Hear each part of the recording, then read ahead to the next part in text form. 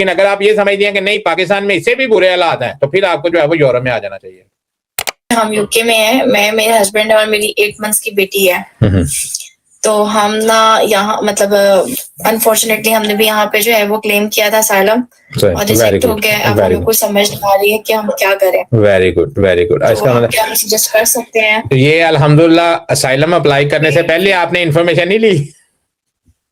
Sir मैं आपकी broad पे सुनती रहती हूँ, लेकिन ना मतलब वो जादू वाला सीन, क्योंकि हमारा वैलिड वीजा नहीं था ना, खत्म हो गया था, तो उससे पहले पहले हमें जो था वो स्टेप लेना था कुछ ना कुछ यहाँ पे लीगल रहने के लिए। तो इसलिए फिर हमें ये लेना पड़ा। कोई अपॉर्चुनिटी नजर नहीं आ रही थी, मतलब कहीं से हमें स्पॉन्सर भी नहीं मिल रहा था, और जो मिलते हैं वो आपको पता है यहाँ पे यूके में इतना फ्रॉड है ना। अब आपको भी पता है कि अगर आपका यूके में जो है वो असाइलम रिजेक्ट हो चुका है, तो अब आप जो है वो जादू के जरिए किसी जादूगर का बंदोबस्त करें और जादू के जरिए जो है वो आप जो है वो स्पेन में आ जाए या फिर इटली में चले जाए और वहां पे जाकर जो है वो नई जिंदगी जो है वो आप दोनों स्टार्ट कर सकते हैं, साथ में बच्चे को भी ले आए। जादू के जरिए ना आप आयरलैंड चले जाएं, क्या आप हमें ये रिकमेंड करेंगे कि हम जादू के जरिए आयरलैंड चले जाएं? हमारे सूटेबल है वहां पे जाना? देखें, अगर तो मजीद 3 महीने गुजारने हैं तो वहां पे चले जाएं, वहां पे जाके भी 3 महीने जो है वो अपनी जो है वो शौक पूरा करके देख ले। लेकिन वहां पे भी आपको अगले 3 महीने जो है वो 3 महीने के अंदर अंदर आपको यही मिलेगा।